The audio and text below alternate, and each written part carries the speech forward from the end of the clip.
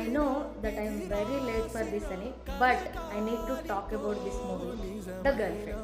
So అందరూ చెప్తున్నారు every girl must go and watch, every girl must go and watch. But నన్ను అడిగితే నేనేం చెప్తానంటే every bye must go and watch అని. ఈ మూవీ అమ్మాయిల కోసం తీసింది కాదు, అబ్బాయిల కోసం తీసింది. ఎందుకో నేను చెప్తా. సో మూవీలో ఉన్న టాపిక్స్ రెండు డిస్కస్ చేద్దాం. ఫస్ట్ది, తను బ్రేకప్ చెప్పేటప్పుడు చాలా గోత్రు అయిన తర్వాత hundreds of reasons, thousands of reasons చెప్పిన తర్వాత బాయ్ అంటే హీరో ఒకటే రీజన్ని చూస్ చేసుకుంటాడు. ఆ రీజన్ ఏంటి? ఇప్పుడు తెలిసిందా నీకు బ్యాక్లాగ్స్ ఉన్నాయని, ఇప్పుడు తెలిసిందా నేను మ్యారేజ్ గురించి అడిగిన తర్వాత దట్ నేను నిన్ను చూసుకోగలుగుతానా లేదా అని. ఆ రీజన్ మాత్రమే తీసుకున్నాడు. ఎందుకు?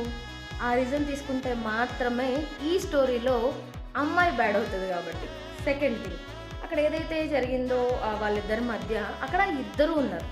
బట్ హీరోయిన్ అంటది ఇద్దరు ఉన్నాం కదా, నేనే